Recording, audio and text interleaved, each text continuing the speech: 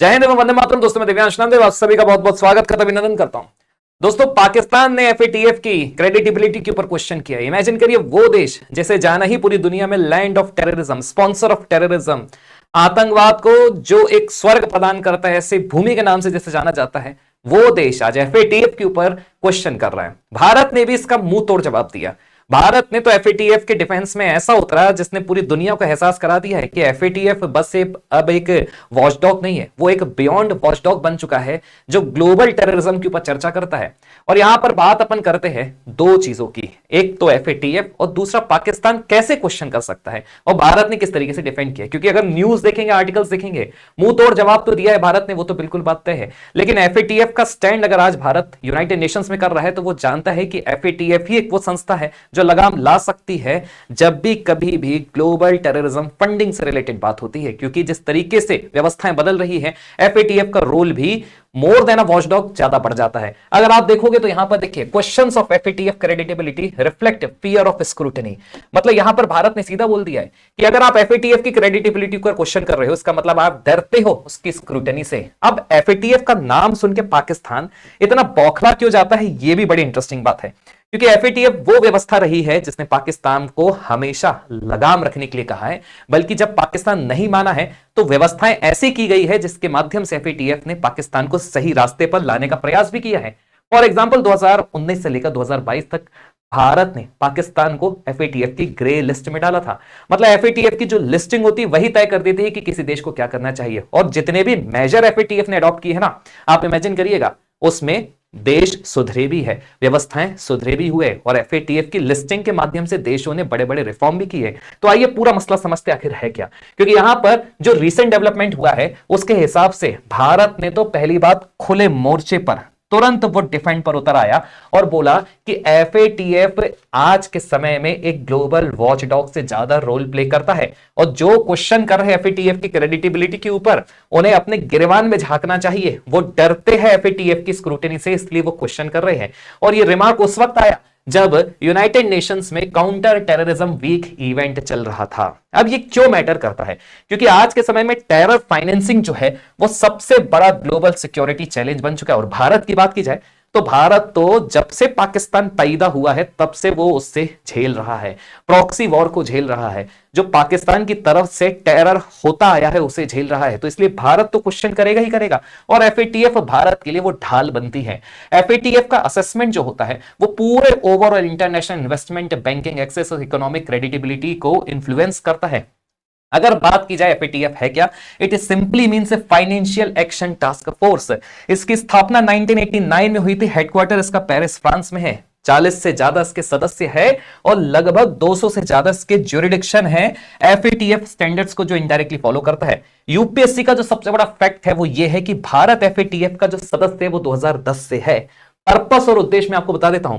FATF जब कभी भी आपको नाम सुनने को मिलेगा, इसका सिंपल सा पर्पस होता है मनी लॉन्ड्रिंग का, टेरर फाइनेंसिंग का, प्रोलिफरेशन फाइनेंसिंग का। इस व्यवस्थाओं को रोकना और रोकने के लिए एफएटीएफ को लाया गया है। क्योंकि जिस तरीके से थ्रेट बढ़ रहा है पूरी दुनिया में, स्पेशली भारत के लिए, एफएटीएफ का इवैल्यूएशन बहुत मायने रखता है। दोस्तों एफएटीएफ काम कैसे करता है, तो इसमें कुछ दो प्रकार के आपके इंपॉर्टेंट असेसमेंट होते हैं। टेक्निकल कंप्लायंस होता है, इफेक्टिवनेस असेसमेंट होता है। टेक्निकल कंप्लायंस में एफएटीएफ लॉज एंड रेगुलेशंस को फॉलो करने के लिए बोलता है और इफेक्टिवनेस असेसमेंट में एक्चुअल इंप्लीमेंटेशन करने को बोलता है। लेकिन यहां पर जो एफएटीएफ का सबसे बड़ा इशू है ना, 40 से ज्यादा रिकमेंडेशंस है, म्यूचुअल इवैल्यूएशन रिपोर्ट्स होती है, ग्रे लिस्ट और ब्लैक लिस्ट होता है।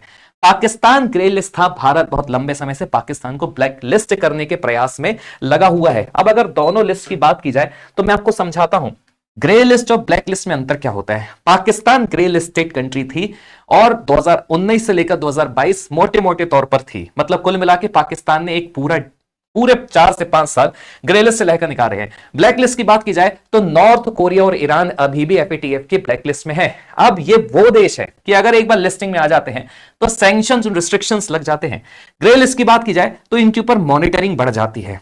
डेफिशिएंसीज आइडेंटिफाई की जाती है, इकोनॉमिक प्रेशर क्रिएट होता है और फाइनेंस भी अफेक्ट कर जाता है। ब्लैक लिस्ट की अगर बात की जाए तो समझेगा, ब्लैक लिस्ट में मॉनिटरिंग इंक्रीज नहीं होती है, बल्कि ज्यूरिडिक्शन अपने आप में काफी हाई रिस्क मोड में चला जाता है, काफी स्ट्रिंजेंट मॉनिटरिंग हो जाती है, काफी ज्यादा जो एक विंडो रहती है उसमें सीवियर नॉन कंप्लायंस को फॉलो करना पड़ता है, और काफी स्ट्रॉन्ग इस दौरान ग्लोबल रिस्ट्रिक्शंस होते हैं, सैंक्शंस लगाए जाते हैं काफी बड़े बड़े। और अगर आप ये दो देश देखोगे, नॉर्थ कोरिया और ईरान, इनके ऊपर तो तगड़े सैंक्शंस लगाए गए थे, काफी स्ट्रॉन्ग इनके ऊपर ग्लोबल रिस्ट्रिक्शंस भी थे। मतलब ब्लैक लिस्ट अगर कोई देश चला गया तो मान के चलो वो तो बंद जाता है, पूरी समस्या उसको फॉलो करनी पड़ती है, और फिर उस वक्त तक फॉलो करनी पड़ती है जब तक वो अपने देश में कोई एक मेजर इकोनॉमिक रिफॉर्म या global reform towards ending the terrorism, countering the terrorism वो उठा नहीं लेता, ग्राउंड लेवल पे वो पूरी दुनिया को कन्विंस नहीं कर पाता, तब तक उसके ऊपर लिस्ट बनी रहती है। मतलब वो ग्रे लिस्ट या ब्लैक लिस्ट में रहता ही रहता है। अगर पाकिस्तान की बात की जाए तो पाकिस्तान क्यों ग्रे लिस्ट हुआ था? 2018 में पाकिस्तान को ग्रे लिस्ट किया गया था, 19 से लेकर 21 तक एफएटीएफ ने अपने एक्शन प्लान तैयार किए थे, और फिर 2022 में पाकिस्तान ग्रे लिस्ट से बाहर भी हो गया था। अब आप इमेजिन कर सकते हैं, कुछ जो गाइडलाइंस थी, क्लॉजेस थे, उसे पाकिस्तान ने फॉलो किया होगा, उसके बाद ही वो बाहर हुआ होगा। लेकिन पाकिस्तान को अभी भी फिर से ग्रे लिस्ट का क्यों डर है, मैं आपको बताता हूं। क्योंकि पाकिस्तान में अभी भी टेरर फाइनेंसिंग नेटवर्क ऑपरेट हो रहे हैं, इफेक्टिव प्रोसिक्यूशन की कमी है, फाइनेंशियल मॉनिटरिंग गैप्स भी काफी बड़े बड़े पाए गए हैं, और कुछ टेररिस्ट ऑर्गेनाइजेशंस की जो एक डेसिग्नेटेड टेररिस्ट ऑर्गेनाइजेशन है बाय द यूनाइटेड नेशंस, उनकी फंडिंग के बारे में भी इसमें जिक्र किया गया है।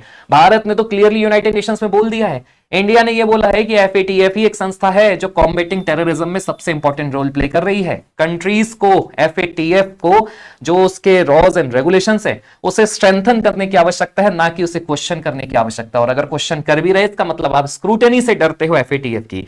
मतलब यहां पर स्टेट्स की रिस्पॉन्सिबिलिटी बनती है कि वो टेररिज्म का मिसयूज ना होने दे, अपनी टेरिटरी को ऐसा ना बनाए कि वहां पर उस टेरिटरी का यूज उस देश में टेररिज्म को स्पॉन्सर करने के लिए हो, वो भी किसी दूसरे देश के अगेंस्ट में। और यही सबसे बड़ी समस्या है। इमर्जिंग टेक्नोलॉजीज सबसे बड़ा इसमें ड्रॉबैक साबित हो रही है, चैलेंज बन रही है पूरे टेरर फाइनेंसिंग नेटवर्क को लेकर, और इसे लेकर भारत ने क्वेश्चन पैदा किया। अब देखिए हुआ भी क्या है, हुआ यह है कि अभी 2026 में इस हफ्ते काउंटर टेररिज्म वीक चल रहा है, और यहां पर भारत के जो परमानेंट रिप्रेजेंटेटिव है यूनाइटेड नेशंस में, जिनका नाम है परवर्थाना नेनी हरीश जी ने रिमार्क किया। और देखिए ये जो काउंटर टेररिज्म वीक है ना, इसका टाइटल भी सुनिए ध्यान से, joining forces to counter terrorism financing in the context of evolving threats and emerging technologies।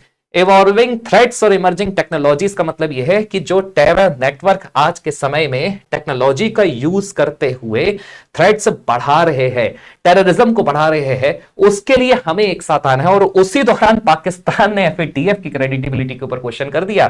तब जाकर भारत के जो स्थायी प्रतिनिधित्व है यूनाइटेड नेशंस, परवाथा नैनी हरीश जी ने पूरा काउंटर किया। उन्होंने बोला कि एफएटीएफ अभी भी इंडिस्पेंसिबल पिलर है, एक ऐसा स्तंभ है पूरे ग्लोबल टेररिज्म फाइनेंसिंग का, एंटी मनी लॉन्ड्रिंग आर्किटेक्चर का, जैसे आज हर एक देश को स्ट्रॉन्ग करने की आवश्यकता है, कंप्लाई करने की आवश्यकता है। भले ही इसका वर्क टेक्निकल है, एविडेंस बेस्ड है, रूटेड इंटरनेशनली एक्सेप्टेड स्टैंडर्ड्स है, लेकिन इसके ऊपर क्वेश्चन करना, इसकी क्रेडिटेबिलिटी के ऊपर क्वेश्चन करना, यह रिफ्लेक्ट करता है कि आपको इसकी स्क्रूटनी का डर है, बजाय इसके कि इसकी जो जेन्युइन प्रोसेस है उसको आपको जस्टिफाई करना चाहिए। तो ये तो बड़ी बात हो जाती है, और बिल्कुल खुले तौर पर आज भारत ने बोल ही दिया है।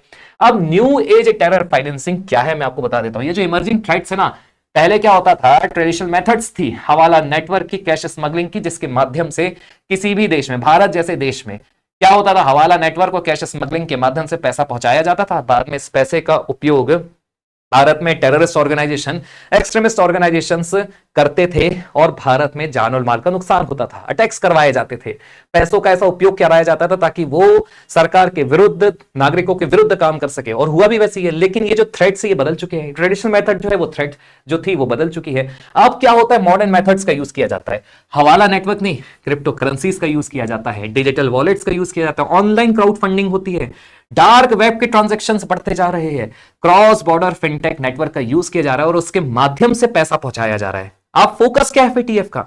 इसी तरीके के डिजिटल फाइनेंशियल फ्लोज को ट्रैक करना है, यही तो एफएटीएफ का सबसे बड़ा फोकस है। और भारत में तो देखो एजेंसी काम करती ही है। अगर बात की जाए एंटी मनी लॉन्ड्रिंग फ्रेमवर्क की, तो भारत में कौन सी एजेंसीज हैं?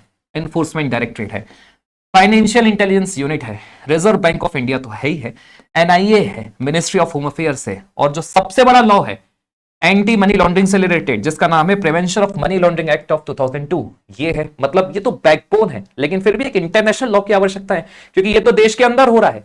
देश के बाहर जो व्यवस्था है, जो दूसरा देश स्पॉन्सर कर रहा है, उसको रोकने के लिए यहां पर एफएटीएफ का रोल इंपॉर्टेंट हो जाता है। अब बोला भी किस वक्त गया है, ये जो इवेंट है ना, इसे ऑर्गेनाइज किया गया था by the permanent missions of India and France के द्वारा टू द यूनाइटेड नेशंस में, और कहां पर? Counter terrorism committee executive directorate में। तो आप समझ सकते हैं कि भारत ने पूरा एक जो भारत के साथ हुआ है उसे पुश किया, कि भारत तो बहुत डिकेड से, बहुत लंबे समय से, जब से पाकिस्तान बना है तब से कॉन्फ्रंट करते आया है क्रॉस बॉर्डर टेररिज्म को। और अब तो जो न्यू डिजिटल टेक्नोलॉजीज इमर्ज हो रही है, these are only making the sources, methods, channels used for the flow of the assets more complex. ये और ज्यादा हमारे लिए एक नया चैलेंज क्रिएट करिए और व्यवस्थाओं को कॉम्प्लेक्स करिए। इसलिए एफएटीएफ की स्क्रूटनी कोई पॉलिटिसाइज्ड एक्टिविज्म नहीं है, बल्कि एक मच नीडेड कंप्लायंस है, जिसे हर एक देश को फॉलो करना चाहिए। तो ये मैसेज जो है वो बहुत बड़ा हो जाता है। देखिए भारत ने क्या किया, मैं आपको बताता हूं।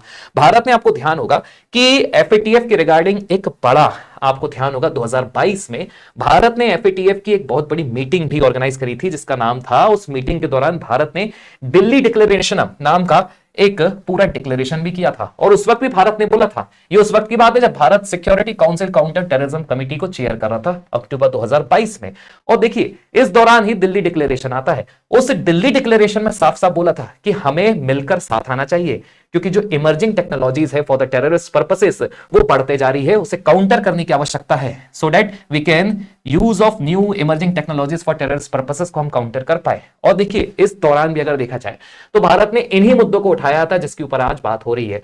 मतलब कुल मिला के भारत ने हमेशा से ये बोला है कि हमने हमेशा ऑनेस्ट एफर्ट दिखाए हैं एफएटीएफ के रिगार्डिंग, और ये वही ड्यूरेशन है जब पाकिस्तान जैसा देश एफएटीएफ की ग्रे लिस्टेड में था। अब आपको समझ में आ गया होगा इसका बैकग्राउंड, एफएटीएफ क्यों मैटर करता है ग्लोबली भी, अकेले भारत की नहीं बात करते हैं।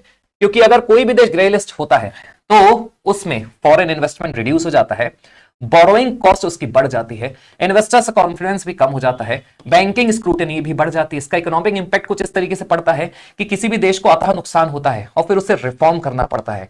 एफएटीएफ की मॉनिटरिंग ईयर्स में अगर वो रिफॉर्म नहीं करता है तो उसे कई करोड़ डॉलर्स का भी नुकसान हो जाता है, जैसे कि Pakistan reportedly faced billions of dollars in economic losses during the FATF monitoring years. लेकिन इसकी सक्सेस स्टोरी भी बता देते हैं आपको कि एफएटीएफ हमेशा जब कभी भी मॉनिटरिंग ईयर्स रहती है तो कई बार उसने डोमेस्टिक रिफॉर्म्स को ड्राइव भी किया है। पाकिस्तान जैसे देश में रिफॉर्म्स हुए आफ्टर द मॉनिटरिंग, श्रीलंका में कंप्लायंस को इंप्रूव किया गया, फिलीपींस में भी एंटी मनी लॉन्ड्रिंग मैकेनिज्म को और स्ट्रेंथ किया गया, मॉरिशियस में भी फाइनेंशियल सेक्टर से रिलेटेड रिफॉर्म भी हुए हैं। तो आप समझिएगा कि एफएटीएफ बस लगाम नहीं लगाता है, बल्कि मजबूर भी कर देता है कई सारे देशों को ताकि वो अपने देश में रिफॉर्म कर पाए।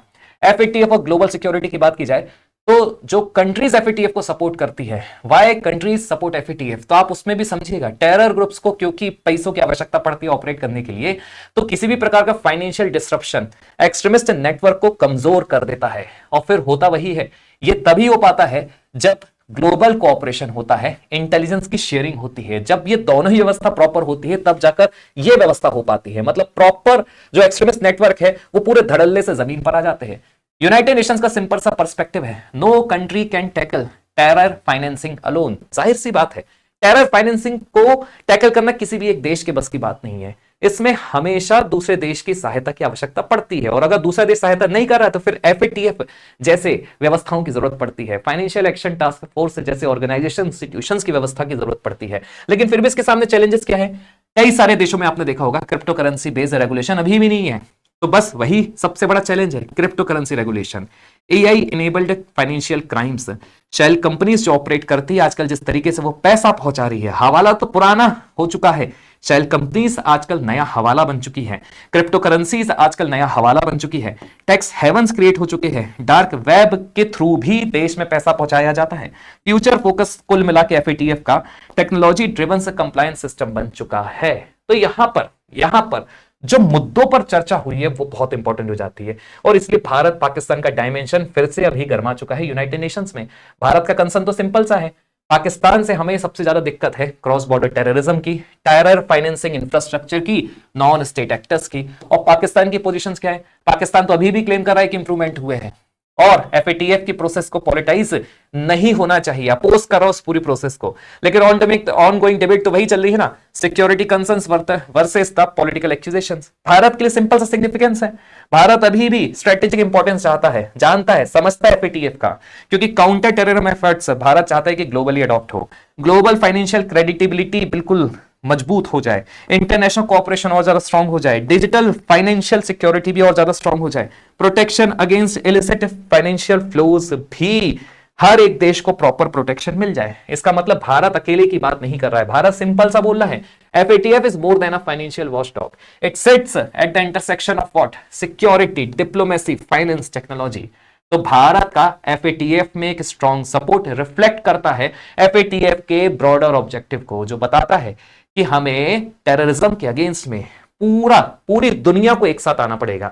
ये एक ग्लोबल फाइट है, और ये जो ग्लोबल फाइट है ना, ये नई इमर्जिंग टेक्नोलॉजीज के कारण बढ़ते जा रही है, चैलेंजेस क्रिएट होते जा रहा है। फिर भी आप कमेंट करके बताइएगा दोस्तों कि आपके हिसाब से पाकिस्तान का एफएटीएफ के ऊपर क्वेश्चन करना किस तरीके से एक पाखंडता की बात हो सकती है। जय हिंद एवं वंदे मातरम।